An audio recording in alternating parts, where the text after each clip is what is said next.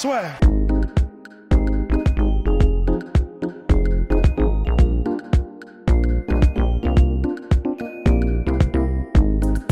Bonjour à toutes et à tous, bienvenue au podcast Classeur. It's time people to talk about Bellator. On va parler du Bellator, de l'UFC, parce que c'est un week-end assez chargé en MMA. On va commencer par le Bellator, avec un combat qui nous intéressait tous.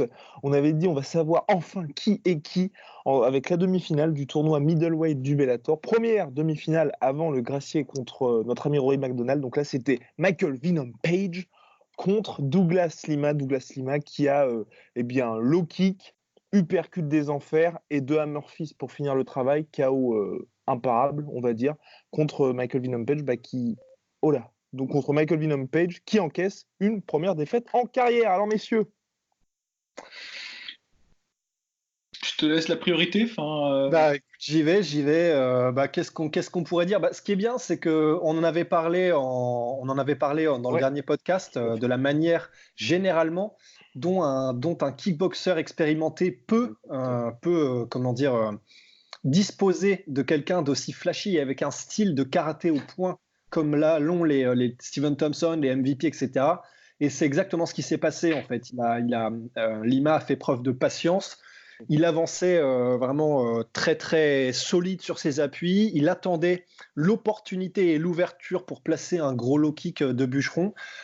Il n'a pas eu cette ouverture dans le premier round. Le premier round, c'était plutôt de l'observation et il a pris un peu le timing de MVP, etc.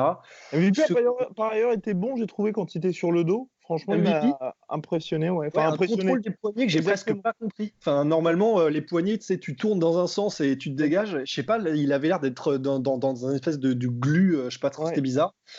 Mais en tout cas, voilà. Donc, Lima a réussi à choper le timing d'MVP assez rapidement dans le deuxième round. Et sur une entrée qu'MVP a voulu éclair, finalement, il s'est fait retourner, mais vraiment Titanic style.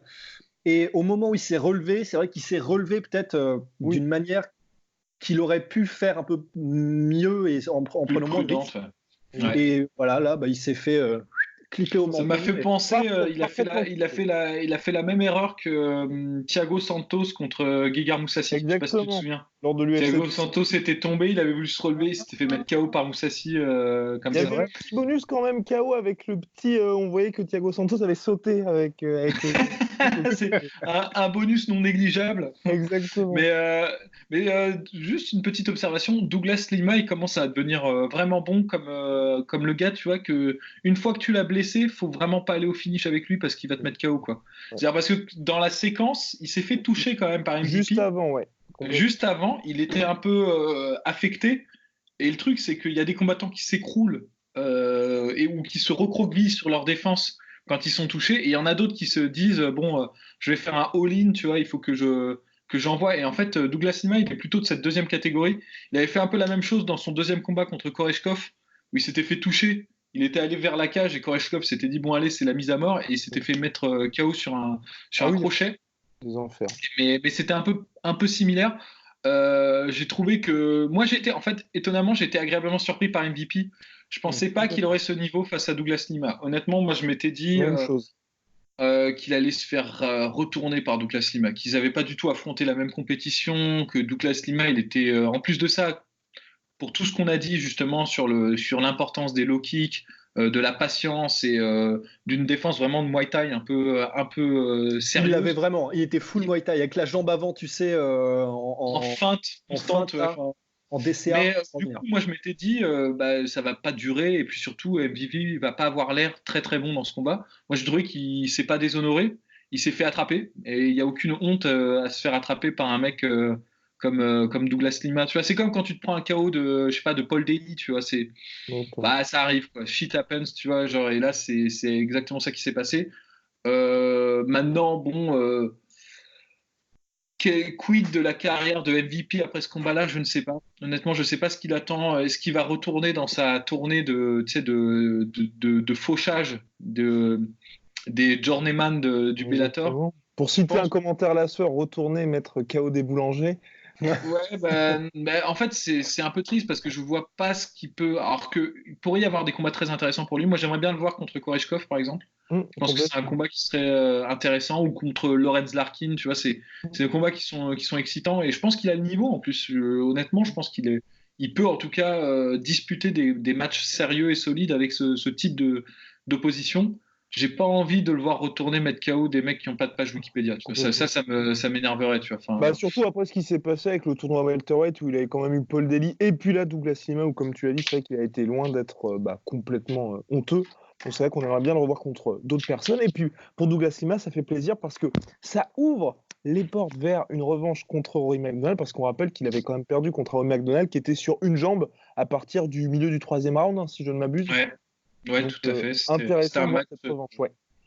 très serré et je pense que là, en plus dans les conditions mentales dans lesquelles est Rory McDonald, c'est la meilleure opportunité pour Douglas Lima d'obtenir sa revanche. Et si je dis pas de bêtises, Douglas Lima, il est à 100% de victoire en revanche pour le moment. Chaque fois il a eu des revanches que contre Koreshkov en même temps, mais en tout cas, il gagne. Et donc, je pense que ça va être intéressant. Je pense que c'est vraiment ce qu'attend le Bellator, c'est d'avoir une star qui est vraiment qu'ils ont développé en interne, pas qui vient de l'extérieur, tu vois. Et Douglas Lima, ça pourrait être cette personne. Oui, parce que Ouais. Vas-y. tout simplement pour faire une parfaite transition avec ce que vient de dire Polydomso, l'autre star en interne du Bellator qui était Michael Chandler, dommage pour lui, ça s'est pas passé non plus comme ils auraient probablement voulu.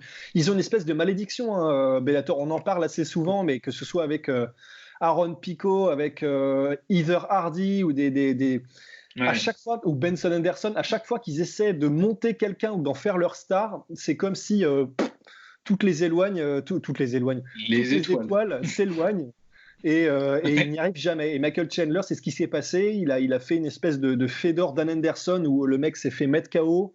Après, ça a été controversé. Pour moi, c'est pas controversé. Hein.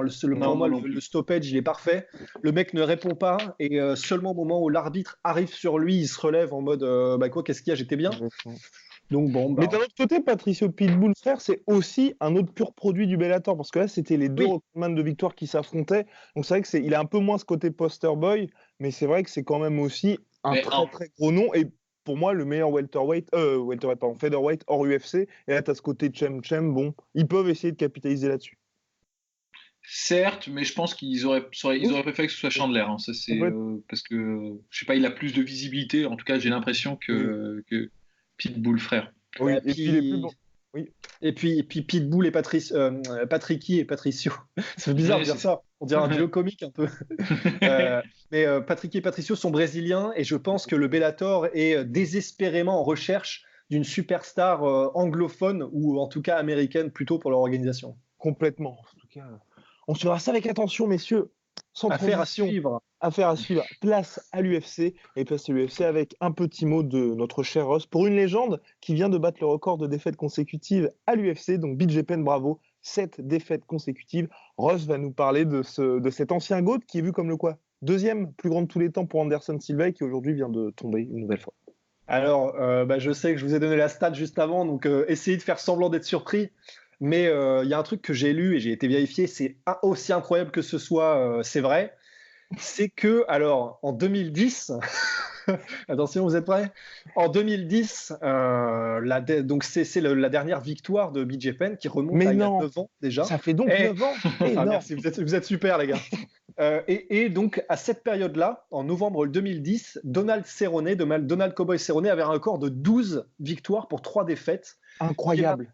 À 36 victoires. C'est-à-dire que depuis la dernière fois que BJ Penn a gagné, Cowboy Cerrone, lui, est passé de 12 à 36 victoires. Alors voilà, c'est le chiffre un peu sensationnaliste et tout ça, mais tout ça pour dire que, bon, premièrement, BJ Penn, voilà, il a battu le record de défaites. C'est combien d'affilée là? 7 défaites d'affilée. Il se rapproche d'un palmarès un peu à la Mark Hunt ou à la Artem Lobov, selon qu'on veut le GOAT ou pas. Et tout simplement, on en discutait la dernière fois, mais voilà, ça fait 7 défaites d'affilée. Il ne progresse pas depuis littéralement 9 ans. Là, il s'est ramené, mais vraiment, j'espère que je peux le dire, Polydomso, tu disais avant en off qu'en gros, on a l'impression qu'il vient toucher le chèque. En fait, je suis d'accord. Il ne progresse tellement plus et il se ramène toujours tellement avec les mêmes défauts qu'en fait, tu te dis, mais c'est pas possible. Enfin, le mec vient vraiment parce qu'il a besoin de payer une bagnole pour son gamin pour ses 18 piges, c'est pas possible.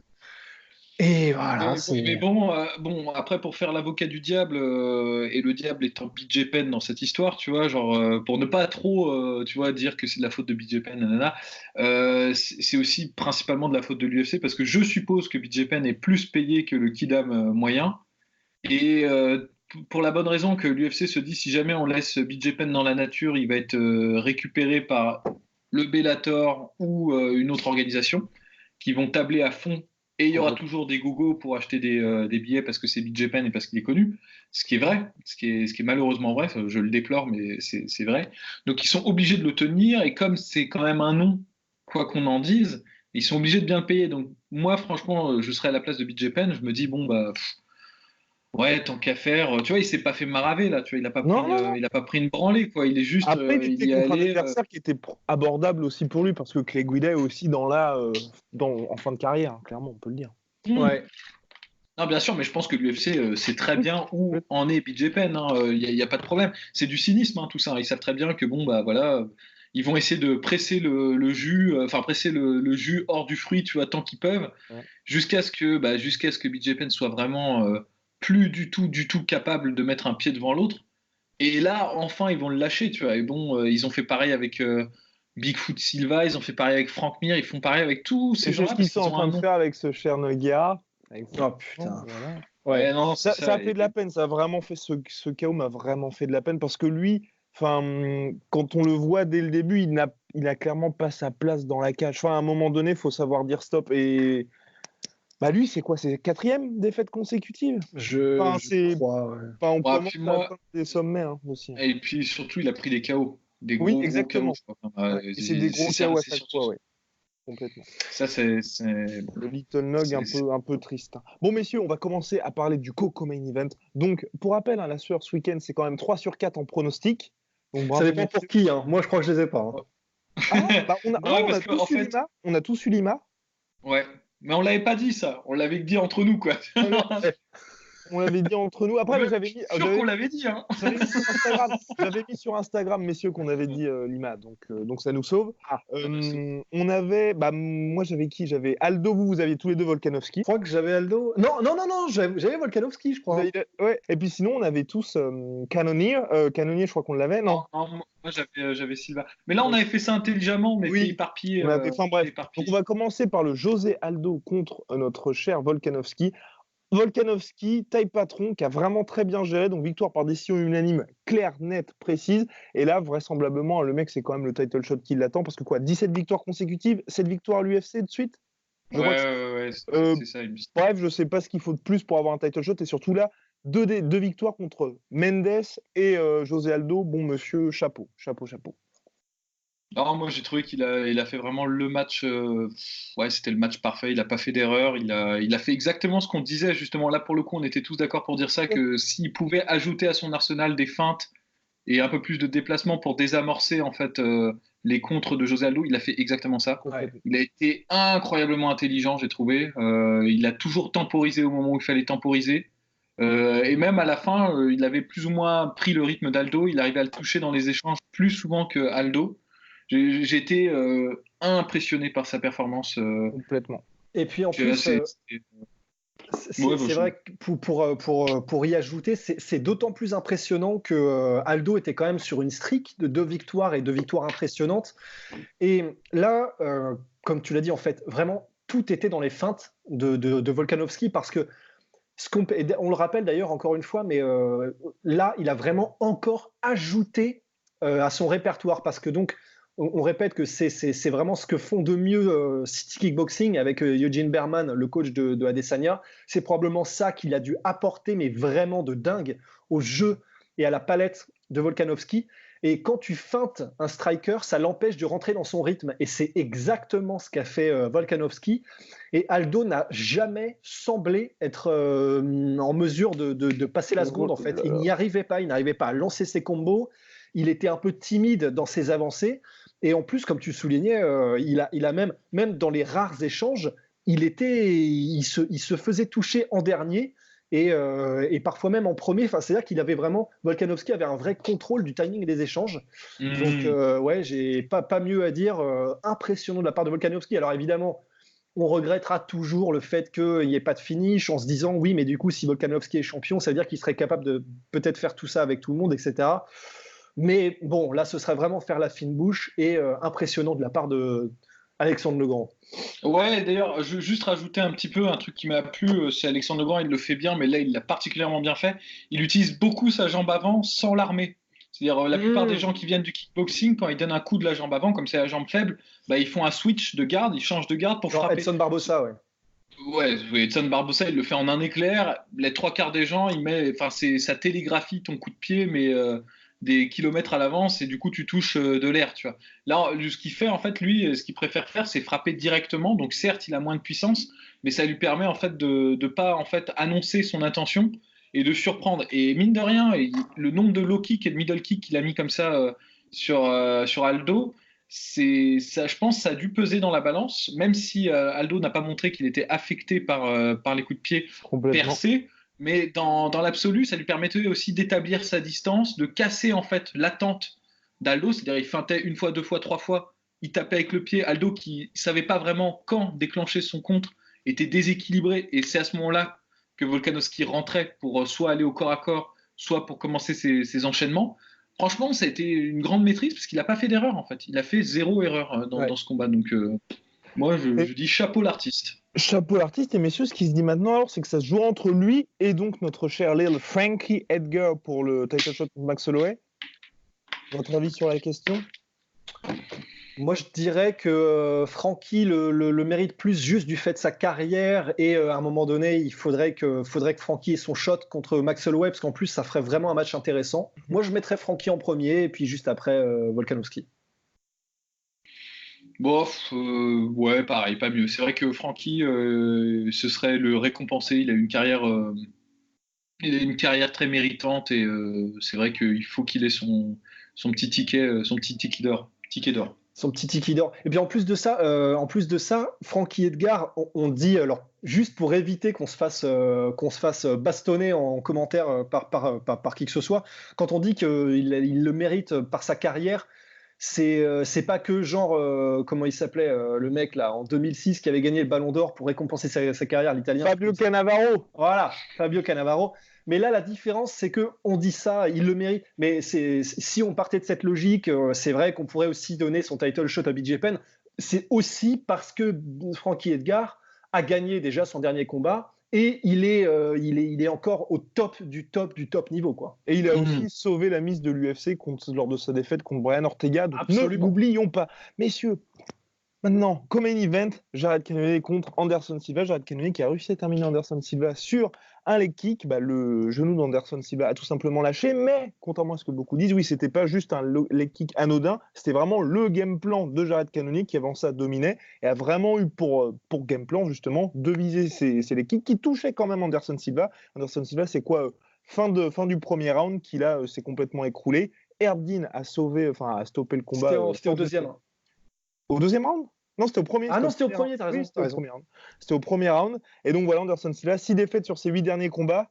Allez-y, messieurs. Bah, moi, je dirais que j'étais agréablement surpris par Cannonier. Ouais. Je donnais Anderson Silva comme vainqueur de ce combat. Parce que moi, je pensais justement que Cannonier, il n'aurait pas la subtilité, tu vois, d'être patient, de feinter, de varier les niveaux. Je pensais qu'il allait faire ce qu'il faisait d'habitude, c'est-à-dire brûler et essayer d'arracher la tête, tu vois, avec un overhand hand ou un crochet, enfin ce qu'il faisait quand il était en light heavyweight ou en heavyweight. Là, je l'ai trouvé beaucoup plus mesuré, beaucoup plus patient. Il a fait énormément de feintes. Il a vraiment décontenancé Anderson Silva. Et Anderson Silva, c'est vrai qu'il ne check absolument aucun leg kick. On l'avait vu ça déjà contre Adesanya. Parce qu'en fait, Anderson Silva, il a besoin de ses appuis pour faire ses mouvements de tête et pour être capable d'esquiver les attaques en ligne haute. Et c'est pour ça que pendant toute sa carrière, il n'a pas eu beaucoup à faire face à cette stratégie, tu vois, qui est de détruire ses appuis, tu vois. Ça s'est vu contre Israël Adesanya. Israël Adesanya a mis beaucoup de low kick. Et ça passait parce qu'Israël Adesanya, c'est pas un gros mec, il a pas des grosses jambes, il peut pas vraiment appuyer à fond ses low kicks. Mais là, c'est pas le même modèle pour le coup, le Jared Cannonier. Et moi, je sais pas, j'ai rien à dire parce que je trouve que au niveau du game plan, c'était le game plan qu'il fallait adopter. C'était parfait. Donc, il n'a pas été troublé, il n'a pas été confus et timide face à une légende. Il s'est pas démonté. Il a su être patient. Il n'est pas rentré dans des brawls au moment où Anderson Silva a commencé un peu à le provoquer en faisant des coups de pied sautés, des trucs comme ça. Il n'a pas abandonné son game plan. Il est resté discipliné. Et, c'est triste que ça se termine sur une blessure, mais en même temps, je pense que si ça s'était prolongé, ça se serait pas terminé bien pour Anderson Silva, quoi qu'il arrive, quoi. Enfin, vu la dynamique que prenait le combat, je pense que c'était réglé pour lui, en fait. Alors il faudra que je revoie le combat, mais moi j'ai eu l'impression que à la fin du premier round, Anderson Silva commençait à avoir le rythme de Cannonier. J'ai eu l'impression qu'il commençait à le lire beaucoup mieux qu'au premier round, qu'il commençait à vraiment comprendre ses mouvements. Et personnellement, j'avais cette sensation que si jamais ça allait au deuxième et au troisième, Anderson aurait pu le finir. C'est la sensation que j'ai eue. À la fin du premier, il commençait à avancer avec plus de confiance, il commençait à tenter des trucs avec plus de confiance. Et alors c'est vrai qu'on ne sait pas comment ça aurait pu se finir, puisque effectivement les low kicks touchaient à chaque fois et ils touchaient salement. Mais sur le reste, j'avais vraiment l'impression que Anderson Silva avait beaucoup plus à nous montrer au deuxième et troisième round, donc j'étais un peu frustré. Mais voilà, alors là, il n'y a rien à dire, hein. C'est ni de la chance, ni du. Là, c'est juste bien joué de la part de Cannonier, quoi. Bravo Jared, messieurs, classe. Au main event, donc on a vu une Rose Namajunas qui était plus forte que jamais, ultra mobile, précise dans sa boxe, magnifique, grappling superbe aussi.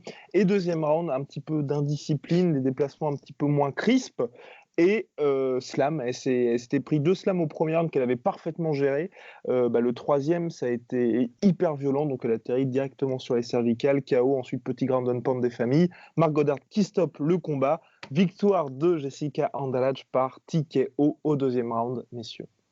Voilà, nouvelle queen. Voilà. C'est le problème quand tu combats contre quelqu'un comme Andrade, c'est que tu n'as pas le droit à l'erreur, en fait. Tu n'as pas le droit de lui laisser une opportunité où tu vas la laisser s'exprimer. Ce qui remet en lumière, en fait, finalement, la performance de Johanna Jędrzejczyk, je maintiens parce que ça fait prendre conscience, en fait, de la difficulté qu'il y a à affronter quelqu'un comme Andrade ou comme Lineker ou comme tous ces profils-là, en fait. C'est des gens qui ont toujours le même arsenal, ils ont toujours la même façon de combattre, ils ne varient pas selon l'adversaire, il ne s'adapte pas. Il pose une question. Il y a une question qui est posée, c'est comment est-ce que tu vas faire pour faire face à mes attributs physiques et à ce que je sais faire de bien. Grosso modo, Andrade, elle a beaucoup d'endurance, elle a un sacré menton et un sacré mental, et au-delà de ça, elle n'a pas une belle boxe. Il faut être honnête, elle n'est pas très très forte. Il y a plusieurs fois où elle s'est engagée sur ses échanges alors qu'elle était trop loin. C'était pas clean du tout, mais elle a du courage et elle n'hésite pas. Elle a un low kick de Jean Barrière, tu vois, elle a des bonnes projections. C'est pas beaucoup, tu vois, mais ça suffit en fait. Ça suffit très largement. Et en fait, le seul moment. Distance aussi. Hein. C'est ce que je dis. Elle a un très gros menton et un très gros mental. Ça va ensemble en fait. Et le truc, c'est que, en fait, il y a eu une erreur de la part de Rose Namajunas, c'est à un moment donné, elle a reculé en ligne droite au lieu de désaxer. Exactement. Elle a fini contre la cage et au premier round, c'est allé parce qu'elle a réussi en fait à contrer le. Moi, je trouve que c'était intéressant, en revanche, entre parenthèses, la façon dont elle a contré le premier slam en partant sur une Kimura. Ouais. C'est la première fois que je voyais ça. Tu vois, le slam en high crotch grab, tu vois, c'est le même type de slam que fait Daniel Cormier ou Khabib Nurmagomedov. Sauf que c'est la première fois que je vois quelqu'un contrer ça sur une tentative de Kimura. Donc, ça peut peut-être en inspirer d'autres qui seraient amenés à combattre ce genre d'adversaire. Néanmoins, elle n'a pas été capable de faire ça au deuxième round. Et d'ailleurs, on voit que c'est Andrade qui lui a empêché. On le voit dans l'échange de mains. Rose veut partir sur une Kimura, mais elle n'a pas assez de force. En fait, c'est là où c'est vraiment malheureux. C'est qu'elle part sur sa Kimura et avec une seule main, Andrade, elle casse le truc de Kimura, puis elle passe sur son slam, tu vois. Et en fait, c'est juste là, pour le coup, c'est triste, mais t'as fait une erreur, tu t'es retrouvé dans la situation d'Icroach grab, et là, physiquement, t'as pas les attributs pour faire face. Tu l'as surpris la première fois, parce que tu avais préparé la défense dans ton camp. Elle s'est adaptée sur ce point-là. Tant pis, tu vois, quelque part, et c'est malheureux, mais c'est ce qui arrive, en fait. C'est comme ça. Ouais, ça fait rudement chier parce que voilà, j'ai trouvé évidemment comme tout le monde que Rose était bien meilleure, mais vraiment de très très très loin Ah, debout. c'était superbe, hein, son premier round. C'était sublime. Vraiment, elle désaxait, elle faisait des crochets en désaxant à la Junior de Santos. Elle arrivait à toucher avec des super jabs. Et Elle une belle variété. elle arrivait même à mettre un peu à la Roy Jones Jr. des directs, mais sans même les setups avec des jabs, genre boum, cash et ça passe. Elle était parfaite au niveau de sa gestion des distances. Je l'ai même trouvée aussi rapide qu'avant, si ce n'est plus. Et elle a peaufiné sa technique, ce qui fait qu'elle était aussi rapide qu'avant, mais qu'elle faisait encore plus mal à chaque fois qu'elle touchait. C'était sublime. Elle était capable de vraiment gérer les distances parfaitement, de sortir des lignes d'attaque. Au sol, elle n'avait pas de soucis, mais parce que Rose Namajunas au sol, c'est vraiment une tueuse. Sauf que voilà, le MMA, c'est pas que des disciplines mises bout à bout, c'est vraiment un ensemble qui doit vraiment fonctionner de façon organique. Et il y a un endroit dans lequel elle était à son désavantage, c'était dans les transitions. Et voilà, c'est comme tu disais pour les Domso, hein, c'est pas grand-chose, mais ça suffit si tu sais l'utiliser correctement. Andrade a su l'utiliser correctement. Ça se finit en slam KO et ça se finit en plus de ça après sur un combattant qui nous dit que il sait plus, ouais. Il a envie de faire ça de sa vie. Après Rory McDonald, après bon là c'est nous qui l'interprétons comme tel, mais Jacare Souza dans son combat contre Hermansson. Ouais, le Joker. Donc voilà, ça m'attriste. Bah, après, bon, moi personnellement, vis-à-vis de Rose, je ne prendrais pas pour argent comptant ce qu'elle dit au sortir d'un combat où elle vient de se faire mettre KO, quoi. On l'a vu, Rose, c'est quelqu'un qui est, bon, sans vouloir jouer le Sigmund Freud de comptoir, c'est quelqu'un qui est dans l'émotion beaucoup, tu vois, aux sorties de l'agression infamous, tu vois, de Conor McGregor du bus, elle était en état de choc, elle disait qu'elle n'était même pas capable de combattre, elle avait presque annulé sa revanche contre Johanna à ce moment-là. Elle a expliqué aussi quand elle a combattu la première fois Johanna qu'elle avait vraiment eu du mal à sortir du vestiaire et que ça lui avait coûté mais énormément d'aller jusqu'à la cage. Donc c'est quelqu'un qui est beaucoup je pense, dans le ressenti, dans l'émotion. Là, c'est vrai que c'était la pire configuration possible parce qu'on replace un peu la situation. Tu combats à l'étranger, en plus chez ton adversaire, quelqu'un qui est en pleine bourre, et au-delà de ça, t'as une foule de gens qui te hurlent dessus que tu vas mourir, et il s'avère en plus que tu te prends un slam de l'enfer. Enfin bref, quelqu'un de solide mentalement déjà serait troublé dans cette situation-là. Il s'avère que c'est Rose et je pense qu'elle est un peu plus dans le ressenti que les autres. Que là, elle a peut-être dit ça et que peut-être dans 2 semaines, elle va reprendre l'entraînement et ça ira, tu vois. Enfin, moi, en tout cas, je pense que ce sera ça, tu vois. Enfin, complètement, mais il va falloir digérer en tout cas. Mais après, ce que je trouve intéressant, c'est que certes, voilà, c'est un peu tout le monde voulait que Rose l'emporte, surtout après sa prestation, mais c'est vraiment, il n'y a pas, comment dire, c'est pas tricky comme victoire ou comme issue du combat. C'est vraiment, ça pouvait arriver et ça fait partie du sport aussi. Donc je trouve que ça permet de voir un petit peu toutes les palettes finalement du MMA et que c'est aussi intéressant, c'est de se dire, bah voilà, effectivement, on peut dominer jusqu'à ce que Jessica Andrade fasse. Non, et puis cela dit, comme vous l'avez dit, hein, elle a montré des choses magnifiques dans ce combat. Si elle poursuit sur cette voie-là et qu'elle continue d'évoluer, moi, je l'ai dit avant son combat, je pense que Rose a beaucoup plus de potentiel qu'Andrade. Tu vois. Andrade, elle va faire tout le temps la même chose. Andrade, elle fera Andrade à chaque fois, jusqu'à ce qu'elle se fasse battre. Et moi, je le dis, par exemple, allez, je me lance. Si Andrade recombat Johanna Jędrzejczyk, elle va se faire scouler pendant 5 rounds. Enfin, je veux dire, il n'y aura rien de changé. Elle n'a rien changé dans son arsenal. Tu vois, il n'y a rien de nouveau. D'ailleurs, le post Instagram de Johanna Jędrzejczyk n'a pas tardé juste après la défaite de Rose, évidemment. Et oui, évidemment, tu vois, enfin, évidemment. Donc voilà, il faut qu'elle s'accroche parce qu'elle a montré des trucs vraiment très intéressants. Je trouve que c'est beau de voir. Alors là, petite déclaration polémique, mais c'est beau de voir un combat féminin à ce niveau-là parce Je suis qu'on n'a d'accord. pas trop l'habitude.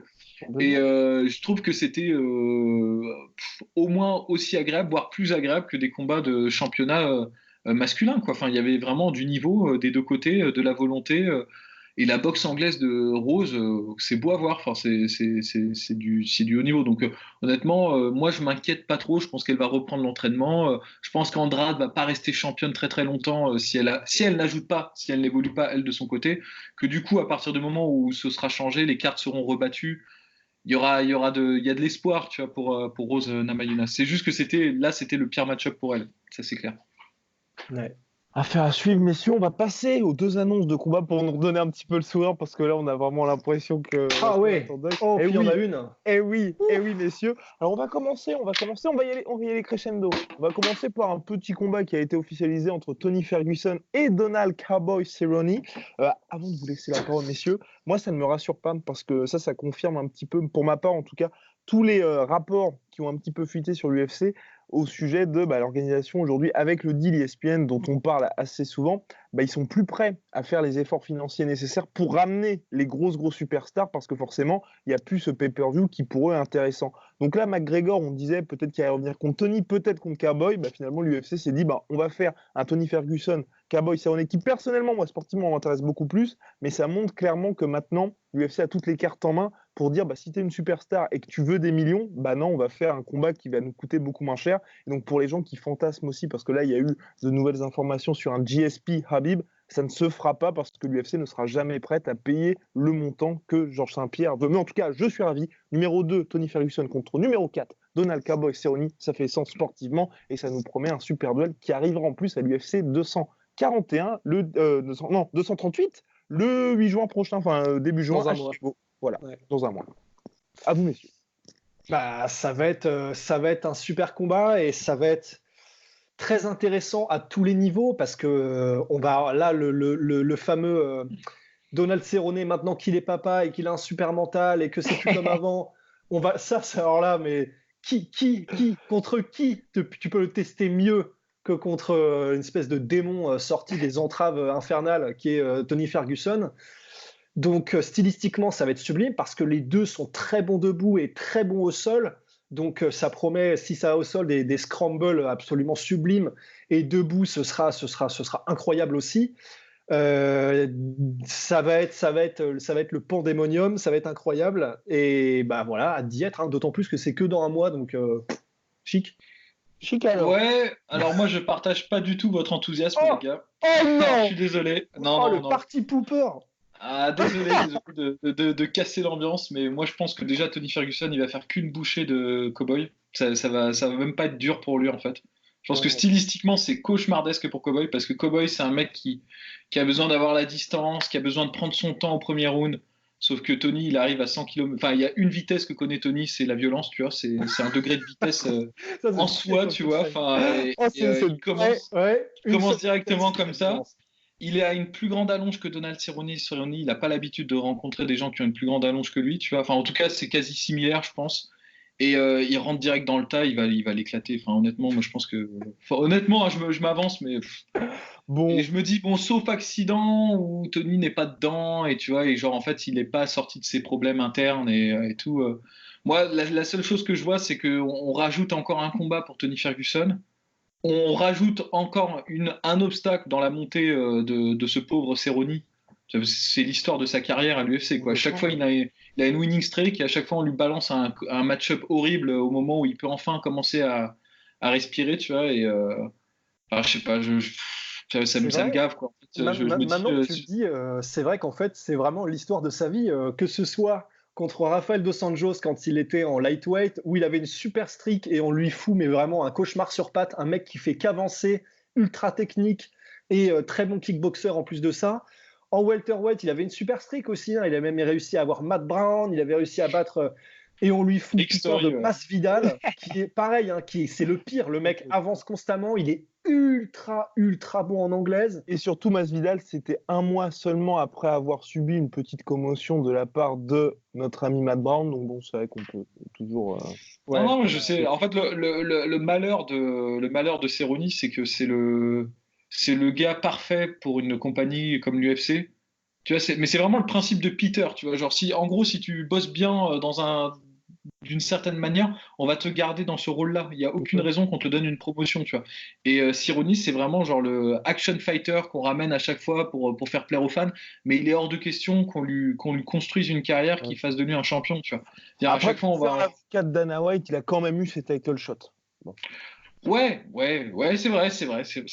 Il a eu sa chance, c'est passé. Maintenant, je pense que là, je dis, c'est pas, moi, je pense pas que le combat contre Tony Ferguson soit un cadeau pour lui.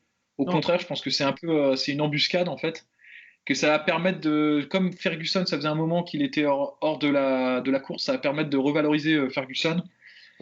Et c'est pas cool, tu vois, c'est pas cool à tous les niveaux. Et je sais pas, moi, j'ai vu le combat annoncé, j'étais pas super joyeux. On entend Polydomso. C'est quoi Polydomso, le syndrome de Peter?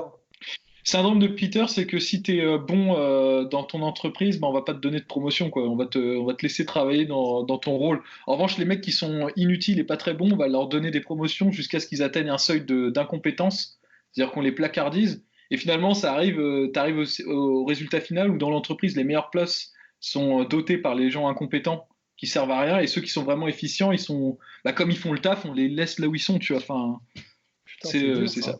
Et c'est un peu ça, voilà. C'est un peu ça la vie de Donald Cerrone, tu vois. C'est le Peter de. Voilà. Alors oui, donc pour l'UFC 238, ensuite on va passer à l'annonce.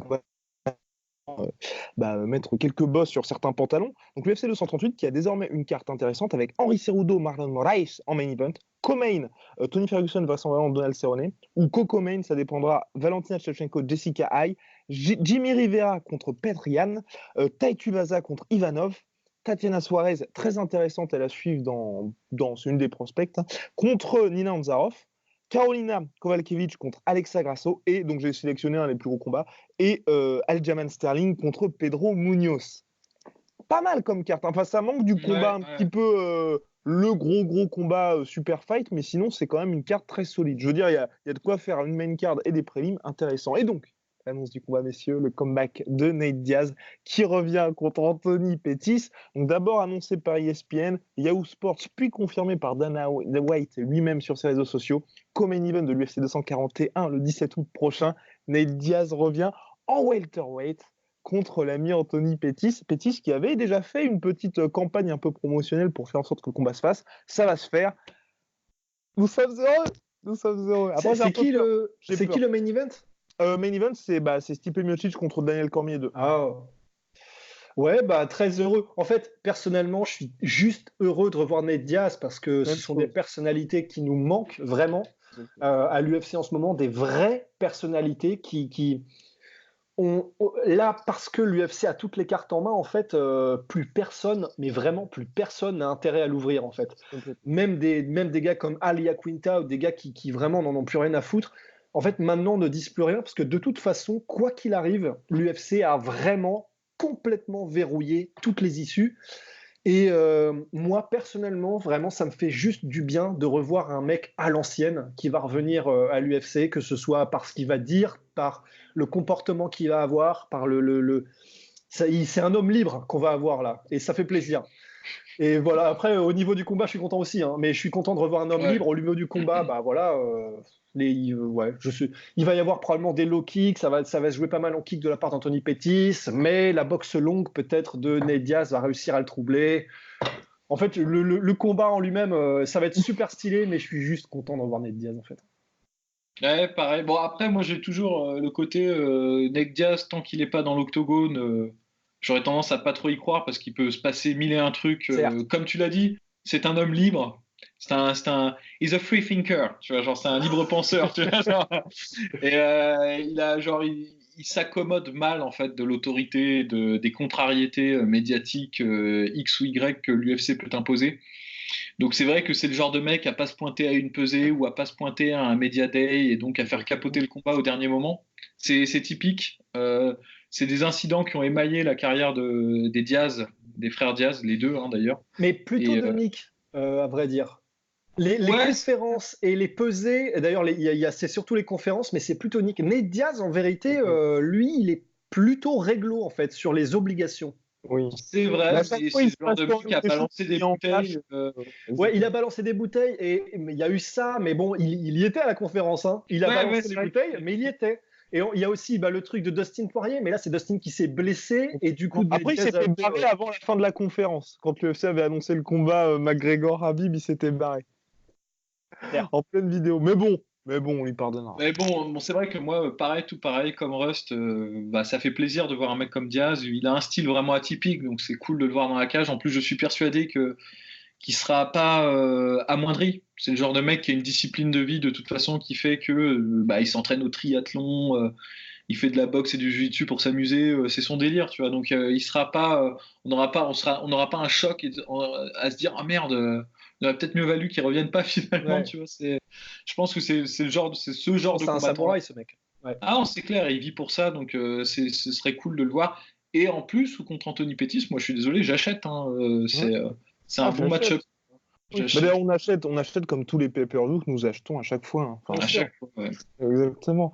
Bon, messieurs, voilà, exceptionnellement, podcast beaucoup plus court que d'habitude. Semaine prochaine, FAQ XXXL. Donc, n'hésitez pas à nous envoyer les questions sur contact@lasseur.com sur Instagram, @lasseur. On y répondra avec plaisir, puisque la semaine prochaine, on fera comme seul review, on va dire, donc Kevin Lee contre RDA Rafael Dos Anjos et le retour de Deontay Wilder, le Bronze Bomber. Voilà. Et ensuite, on répondra à vos questions avec plaisir, avec le sourire. Rust, petit mot de la fin, petite conclusion épique comme tu en as le secret. Oula, putain, c'est de la pression ça. Regardez le documentaire Pulling John sur les gars qui font du bras de fer. Il est génial. Voilà, exactement. On vous prépare d'ailleurs quelque chose dessus. Voilà. Ah oui, absolument. Allez, ciao. Soit.